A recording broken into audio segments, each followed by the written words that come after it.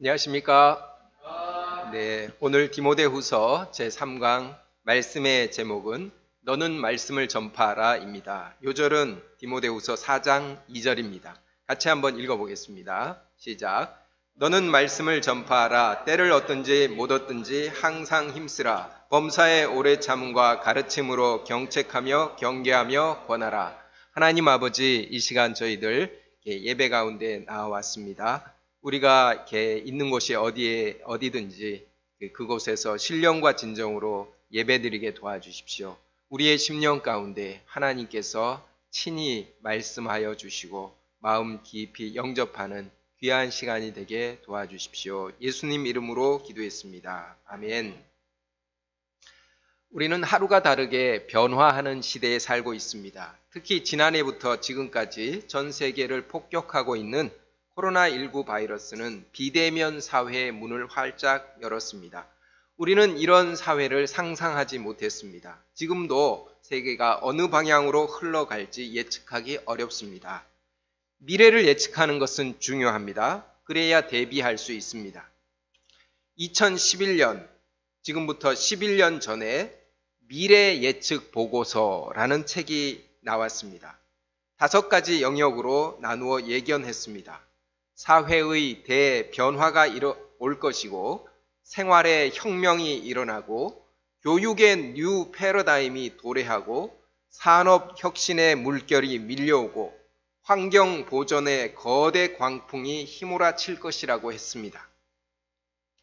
11년이 지난 지금 세부 내용이 어떠하든지 우리는 지금 변화의 소용돌이 속에 있다는 확실한 어떤 느낌이 있는 것 같습니다. 급격히 변화하는 세계 속에서 우리는 어떻게 살아야 할까요? 사도 바울은 2000년 전에 시대를 예측했고, 이런 시대에 믿음의 사람들은 어떻게 살아야 할 것인지 분명한 방향을 주었습니다. 이 시간 사도 바울의 미래 예측 보고서에 귀를 기울이며 우리의 삶의 방향을 새롭게 정립하기를 기도합니다. 제1장 말세에 고통하는 때가 이르러 3장 1절부터 14절입니다. 1절을 같이 읽겠습니다. 시작. 너는 이것을 알라. 말세에 고통하는 때가 이르러. 성경에서 말세는 예수님의 초림과 재림 때까지의 기간을 말합니다. 사람들은 힘들고 어려울 때 말세다 말세라고 말합니다. 정확한 표현입니다. 우리는 지금 말세를 살고 있습니다. 말세 중에서도 예수님의 재림이 가까운 말세지 말입니다. 바울은 말세를 고통하는 때, 영어로 terrible times라고 합니다. 세상은 과학 문명이 발전하고 의학 기술이 진보하고 온 세계가 이웃처럼 인터넷으로 연결되고 지구 밖으로 우주선을 쏘아 올리며 점점 살기 좋아지는 것 같습니다. 그런데 바울은 마지막 때가 가까이 올수록 사람의 고통이 점점 심해지리라 예측했습니다. 왜 말세는 끔찍한 고통의 때가 될까요? 그것은 사람의 인간성 때문입니다. 2절부터 4절까지 말씀을 보십시오. 사도 바울은 여기서 한 19가지 이렇게 인간성에 대해서 말하고 있는데 이것을 3가지 정도로 정리해 보고자 합니다. 먼저 사람들이 하나님보다 자기를 사랑하기 때문에 고통한다고 합니다. 자기를 사랑하는 사람은 필연적으로 돈을 사랑하고 쾌락을 사랑합니다. 돈이 그들이 섬기는 신입니다. 쾌락이 그들이 추구하는 목적입니다. 돈과 쾌락이 자기를 가장 이롭게 한다고 믿습니다. 하지만 돈을 사랑함이 일만 악의 뿌리가 됩니다. 돈 때문에 온갖 종류의 악행이 저질러집니다. 유산 때문에 부모, 자식, 또 형제지간이 원수가 됩니다. 쾌락이 인생의 전부라고 생각하는 사람들은 공허함과 또 중독으로 빠집니다. 이처럼 사람이 하나님보다 자기를 사랑하면 끔찍한 고통을 맛보게 됩니다. 2000년 전에도 그랬지만 오늘날도 마찬가지입니다. 사람들의 자기 사랑, 돈 사랑, 쾌락 사랑의 경향성은 점점 더 강해집니다. 인간이 불행한 이유가 자기를 사랑해서라는 것이 참으로 아이러니입니다. 우리가 정말 행복해지려면 자기보다 하나님을 사랑해야 합니다. 하나님을 사랑하면 말세에 고통하는 사람들 속에서도 평안과 신령한 기쁨을 누리며 살게 될 줄 믿습니다. 다음으로 말세에 고통하는 이유는 서로 감사하지 않기 때문입니다. 이로 인해서 인간 상호 간의 신뢰가 무너집니다. 구체적으로 부모를 거역하고 자기를 자랑하고 교만하고 배신하고 비방합니다. 사람은 태어나서 부모와 첫 인간관계를 맺습니다. 부모의 절대적인 희생으로 생명을 유지합니다. 그러한 부모의 희생과 사랑을 느끼며 자연히 감사하는 마음을 갖게 됩니다. 감사하는 마음으로 인간관계를 친구와 이웃으로 확대합니다. 그런데 감사를 모르는 사람은 자기를 높이고 다른 사람의 존재와 호의를 무시합니다. 감사하는 것을 자존심 상해하기도 합니다. 이런 속에서 다툼이 일어납니다. 감사를 잃어버리면 고립되고 외로워지고 결국 고통하게 됩니다. 우리는 말세의 때 누구에게든 적극적으로 감사를 표현하면서 살기를 기도합니다. 마지막으로 선한 것을 좋아하지 않고 사나워지기 때문에 사람들이 고통합니다. 사람들은 무정하고 원통함을 풀지 않고 모함하면서 혈기를 절제하지 않습니다. 참지 않고 조급하고 감정을 폭발합니다. 시편에 많이 나오는 표현이 있습니다. 여호와는 선하시며 그 인자심이 영원하미로다. 하나님은 선하시다라는 표현이 참 많이 나옵니다. 무엇이 선한 것입니까? 살리는 것이 선이고 죽이는 것이 악입니다. 하나님은 우리를 살리려고 은혜와 자비를 한없이 베푸십니다. 그래서 하나님은 선하십니다. 반면에 사탄은 우리를 죽이려고 무정하게 정죄하고 모함하고 공격합니다. 싸나운 불도그같이 한 벌 문면 놓아주지 않습니다. 사회에서 한번 낙인이 찍힌 사람은 용서받지 못합니다. 자살하기까지 내몰립니다. 우리는 선하신 하나님의 형상을 닮았습니다. 그런데 말세가 될수록 사람들은 하나님과 하나님의 형상을 잃어버리고 사나운 짐승같이 점점 되어갑니다. 이러한 사나운 인간들에게 둘러싸여 사는 것이 얼마나 두렵고 끔찍합니까? 이중, 삼중으로 보안 시스템을 강화해도 불안하게 살 수밖에 없습니다. 사도 바울의 말세에 대한 진단과 예측은 빗나가지 않았습니다. 사람은 점점 사나워지고 서로에게 신뢰를 잃고 감사하지 않습니다. 무엇보다 하나님보다 자기를 더 사랑합니다. 하나님의 형상을 닮은 인간성을 상실해 갑니다. 지금 우리가 사는 이 시대가 인간성 상실의 시대임을 부정할 수 없습니다. 이로 말미암아 사람들은 고통하는 것입니다. 사람이 고통하는 이유는 바로 자기 자신 때문입니다. 말세에는 불신 세계의 악영향이 교회에도 침투합니다. 5절을 같이 읽어보겠습니다. 시작.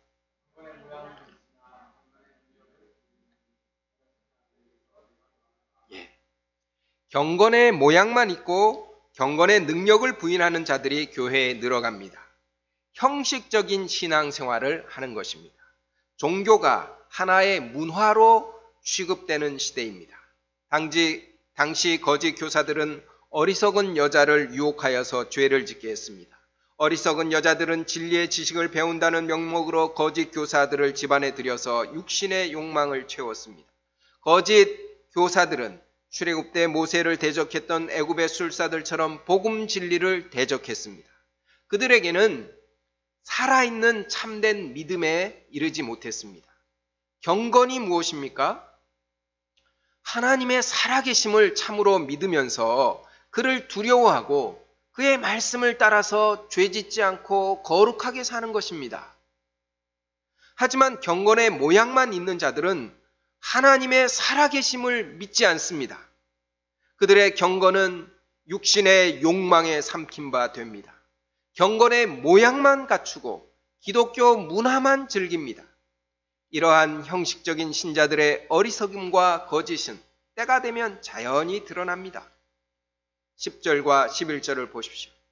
이러한 경건의 모양만 있는 거짓 교사들과 달리 사도 바울에게는 경건의 능력이 있었습니다. 그는 복음 역사를 섬기면서 여러 많은 박해를 받았습니다. 주님은 그 모든 박해 가운데서 바울을 건져주셨습니다. 경건의 능력이 그의 삶에 나타난 것입니다. 디모데가 그 증인입니다. 12절을 읽겠습니다. 시작. 무릇 그리스도 예수 안에서 경건하게 살고자 하는 자는 박해를 받으리라. 살아계신 하나님과 그리스도 예수를 참으로 믿으며 사는 것이 경건한 삶입니다. 이렇게 경건하게 살면 칭찬받는 것이 마땅합니다. 그런데 왜 세상은 경건하게 살고자 하는 자를 박해할까요? 신자의 경건이 불신자를 정죄하고 심판하는 예표가 되기 때문입니다. 불신자는 경건하게 살고자 하는 자를 보면 신경질이 납니다. 그러므로 우리가 그리스도 예수를 믿을 때 박해를 받으면 그것은 우리의 경건이 진실하다는 증거입니다. 진실한 경건은 말세의 신자가 받는 박해를 견디게 하는 능력이 됩니다. 13절과 14절을 보십시오. 악한 사람들은 세상의 불신자를 의미하고 속이는 자들은 교회 내에 침투한 거짓 교사들, 경건의 모양만 있는 형식적인 신자들을 의미합니다. 이들의 악행과 속임은 점점 심해질 것입니다. 세상에 소개되는 여러 악행의 뉴스들은 인간이 얼마나 악해질 수 있는지 상상을 초월합니다. 교회는 돈을 탐하는 사기꾼과 이단의 놀이터가 되어가고 있습니다. 바울은 이렇게 악해지는 불신 세상과 경건의 모양만 있는 사람들 속에서 어떻게 살라고 합니까? 그러나 너는 배우고 확신한 일에 거하라. 배우고 확신한 일은 예수 그리스도의 복음 진리입니다. 우리가 어떻게 악하고 속이는 자들의 악영향을 받지 않고 배우고 확신한 일에 거할 수 있을까요? 제2장 너는 말씀을 전파하라. 3장 15절부터 4장 22절입니다. 우리가 배우고 확신한 일에 거하려면 첫째로 성경을 알아야 합니다. 15절부터 17절입니다. 15절을 읽겠습니다. 시작.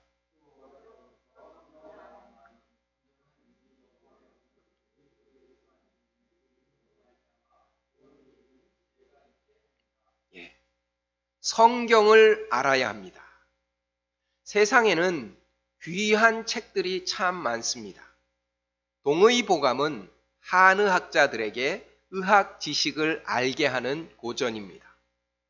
군인 장교의 필독서인 손자병법은 군대를 통솔하고 적을 이기는 지혜가 있게 합니다. 셰익스피어의 4대 비극과 5대 희극은 인간의 고뇌와 선과 악이 공존하는 인간의 본성과 또 사랑과 질투, 우정과 용기 등 인간의 내면 깊은 곳에 있는 감정과 욕망을 아름다운 언어로 표현했습니다. 그래서 그의 작품은 모든 예술가에게 영감을 주는 바이블입니다. 그럼 성경은 어떤 책입니까? 성경은 구원에 이르는 지혜가 있게 하는 책입니다. 성경은 그리스도 예수 안에 있는 믿음으로 구원을 얻는 구원의 지혜를 깨닫게 합니다. 성경을 인류 최고의 베스트셀러라고 합니다. 인류 역사상 가장 많이 인쇄되었고 가장 많은 사람이 읽었고 역사적, 문화적, 예술적 탁월성이 있습니다. 하지만 성경이 위대한 이유는 구원의 지혜가 있게 하는 책이기 때문입니다. 구원의 지혜는 죄악된 우리를 하나님 앞에 흠없이 두려움 없이 서서 종신토록 섬기게 합니다. 구원의 지혜는 원수 같은 죄인이 하나님과 화목하고 하나님을 아버지라고 부르면서 그의 나라에서 영원한 생명을 누리게 합니다. 구원에 이르는 지혜보다 더 귀한 지혜는 없습니다. 노벨상을 수백 개 탈 수 있는 지식과 비교할 수 없습니다. 온 천하를 주어도 바꿀 수 없는 지혜입니다. 그래서 우리는 구원에 이르는 지혜가 있게 하는 성경을 사랑합니다. 주야로 읽고 묵상하며 가까이 합니다. 또한 성경은 하나님의 감동으로 된 책입니다. 16절과 17절을 읽어보겠습니다. 시작. 모든 성경은 하나님의 감동으로 된 것으로 교훈과 책망과 바르게 함과 의로 교육하기에 유익하니 이는 하나님의 사람으로 온전하게 하며 모든 선한 일을 행할 능력을 갖추게 하려 함이라. 하나님의 감동으로 되었다는 것은 하나님이 호흡을 불어넣으셨다는 뜻입니다. 마치 흙으로 사람을 지으시고 그 코에 생기를 불어넣듯이 하나님은 성경에 당신의 생기를 불어넣으셨습니다. 베드로후서 1장 20절과 21절은 이것을 이렇게 말합니다. 먼저 알 것은 성경의 모든 예언은 사사로이 풀 것이 아니니 예언은 언제든지 사람의 뜻으로 낸 것이 아니요 오직 성령의 감동하심을 받은 사람들이 하나님께 받아 말한 것임이라. 성경은 분명 사람 저자가 기록했습니다. 1500년에 걸쳐서 40여 명 이상의 저자들이 기록했습니다. 그들의 나라와 그들의 신분과 학력과 그들의 경험이 각각 다릅니다. 하지만 그들은 성령의 감동하심을 받아서 하나님께 받아서 말하고 기록했습니다. 그러므로 성경의 저자는 하나님이십니다. 모든 성경은 하나님의 감동으로 된 하나님의 책입니다. 이것이 다른 어떤 책과도 비교되지 않는 성경의 권위요, 특별함이요, 위대함입니다. 그렇기에 성경은 교훈과 책망과 바르게 함과 의로 교육하기에 유익합니다. 사람의 말은 힘이 없지만 하나님의 호흡이 깊든 이 성경 말씀은 살아서 사람의 영혼과 관절과 및 골수를 찔러 쪼개기까지 합니다. 성경은 사람을 온전한 하나님의 사람으로 성장시키고 모든 선한 일을 할 능력을 갖추게 합니다. 지식만 전달하는 것이 아니라 사람을 의롭게 하고 또 바르게 하고 온전하게 하고 능력 있게 합니다. 그런 점에서 성경은 우리 신앙을 움직이는 정말 내비게이션이자 엔진입니다. 성경은 역사상 수많은 위대한 종들을 구원했습니다. 그들에게 모든 선한 일을 행할 능력을 주었습니다. 에이브러햄 링컨은 가정 형편이 어려워서 학교 공부는 많이 하지 못했지만 성경을 읽고 또 읽어서 위대한 사람이 되었습니다. 그는 이렇게 말했습니다. 지금도 어머니가 들려주시던 성경 이야기가 귀에 쟁쟁합니다. 어머니는 나를 성경으로 키워주셨습니다. 사도 바울은 얼마 안 있으면 형장의 이슬로 사라집니다. 박해자들은 기독교 지도자들을 치면 기독교 공동체는 붕괴할 것이라고 예상했습니다. 하지만 성경이 신자들로 하여금 구원의 역사를 계승하게 했습니다. 모든 선한 일을 행할 능력을 주었습니다. 그리하여서 그리스도의 복음은 오늘날 우리에게까지 전달되었습니다. 하나님이 성경을 통하여서 구원 역사를 섬길 사람들을 키우셨습니다. 성경은 오늘날에도 여전히 믿음의 사람, 능력 있는 위대한 하나님의 사람을 탄생시키고 있습니다. 성경은 하나님의 사람을 낳고 키우는 어머니의 모태와 같습니다.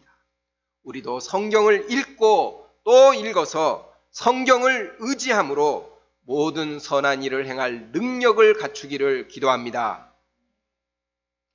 둘째로, 우리가 배우고 확신한 일에 거하려면 말씀을 전파해야 합니다. 1절과 2절을 이렇게 읽어보겠습니다. 시작. 하나님 앞과 살아있는 자와 죽은 자를 심판하실 그리스도 예수 앞에서 그가 나타나실 것과 그의 나라를 두고 엄히 명하노니 너는 말씀을 전파하라. 때를 얻든지 못 얻든지 항상 힘쓰라. 범사의 오래 참음과 가르침으로 경책하며 경계하며 권하라. 사도 바울은 디모데에게 엄히 명한다고 합니다. 이것은 정말 엄청난 명령입니다. 지구상에서 가장 절대적인 명령인 것처럼 강조하고 또 강조합니다. 강조해도 이렇게까지 강조할 수 있을까 싶을 정도로 강조하는 명령입니다. 하나님 앞과 살아있는 자와 죽은 자를 심판하실 그리스도 예수 앞에서 그가 나타나실 것과 그의 나라를 두고 엄히 명했습니다. 이 명령은 하나님의 명령입니다. 또한 그리스도 예수님의 명령입니다. 재림하실 심판장의 명령입니다. 그렇기에 해도 되고 안 해도 되는 선택이 가능한 명령이 아닙니다. 못하겠다고 감히 거절할 수 없습니다. 다른 할 일이 많아서 못했다고 핑계할 수도 없습니다. 하나님 앞과 그리스도 예수 앞에서 우리 모든 하나님의 자녀가 절대적으로 순종해야 할 명령입니다. 그것이 무엇입니까? 너는 말씀을 전파하라. 우리 서로 한번 같이 해보겠습니다. 너는 말씀을 전파하라. 시작. 너는 말씀을 전파하라. 말씀을 전파하는 것입니다. 말씀이 무엇입니까? 모든 성경의 말씀입니다. 특히 그리스도 예수 안에 있는 믿음으로 말미암아 구원에 이르는 지혜가 있게 하는 말씀입니다. 구원의 지혜, 곧 복음 진리입니다. 말씀 전파의 자세는 때를 얻든지 못 얻든지 항상 힘쓰라입니다. 말씀 전파에는 때가 없습니다. 항상입니다. 숨을 쉬고 있는 모든 순간이 말씀을 전파할 때입니다. 이것은 우리가 숨을 쉬는 이유, 인생 목적을 말씀 전파에 두라는 의미입니다. 먹든지 마시든지 무엇을 하든지 말씀 전파를 인생 목적으로 삼으라는 뜻입니다. 말씀을 전파하는 방법은 다양합니다. 가르침과 경책과 경계함과 거원함으로 전파할 수 있습니다. 오늘날도 말씀 전파의 방법은 다양합니다. 어떤 사람은 카톡 푸사에다가 또 어떤 사람은 인스타에다가 말씀을 적어 놓기도 합니다. 바이블 카페, 또 1:1 성경 공부, 또 그룹 바이블 스터디 등 여러 모양으로 말씀을 전파할 수 있습니다. 특히 삶의 현장에서 그리스도인으로 선한 영향력을 끼치면 자연히 말씀을 전파하는 것입니다. 말씀 전파의 과정에는 오래 참음이 필요합니다. 깨닫지 못하는 사람들의 영적인 무지와 완악함을 참아야 합니다. 또 복음을 싫어하는 사람들의 핍박도 참아야 합니다. 3절과 4절을 보십시오. 우리가 말씀을 전파해야 할 세상은 하나님의 말씀을 싫어하는 세상입니다. 사람들은 점점 바른 교훈을 받지 않습니다.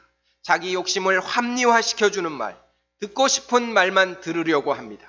그래서 진리에서 돌이켜 허탄한 이야기에 열광합니다. 순간의 쾌락을 즐기게 하는 재미난 이야기들, 영양가 없는 이야기들을 듣기 좋아합니다. 신한화, 족보 이야기, 돈을 많이 벌게 해주는 지식이나 정보를 추구합니다. 이런 사람들에게 바른 교훈과 복음 진리를 전파하는 것은 쉽지 않습니다. 우리가 비대면 사회에서 21학번 양들에게 다가가 하나님의 말씀을 전파하는 것이 만만하지 않습니다. 그럼에도 우리는 어떻게 해야 합니까? 5절을 다 같이 읽어보겠습니다. 시작. 그러나 너는 모든 일에 신중하여 고난을 받으며 전도자의 일을 하며 내 직무를 다하라.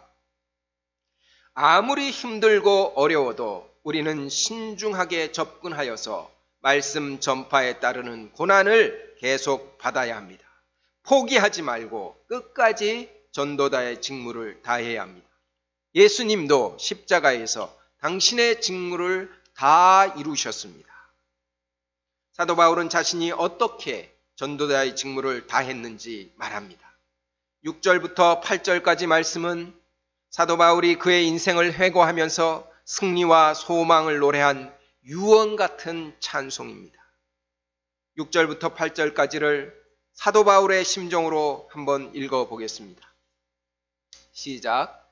전제와 같이 내가 벌써 부어지고 나의 떠날 시각이 가까웠도다.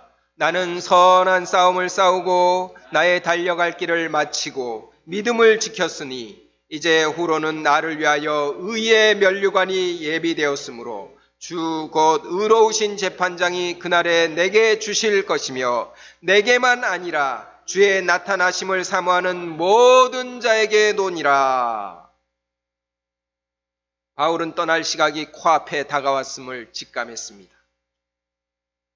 그리고 자신의 삶을 세 마디로 정리했습니다. 나는 선한 싸움을 싸웠다. 나의 달려갈 길을 마쳤다. 믿음을 지켰다. 그의 인생은 하나님의 말씀을 전파하는 선한 싸움이었습니다. 그의 싸움은 돈과 쾌락을 추구하여 싸우는 무의미한 싸움이 아니었습니다. 구원의 지혜를 주는 하나님의 말씀을 전파하는 선한 싸움이었습니다. 또한 하나님이 그에게 주신 사명의 길을 완주했습니다.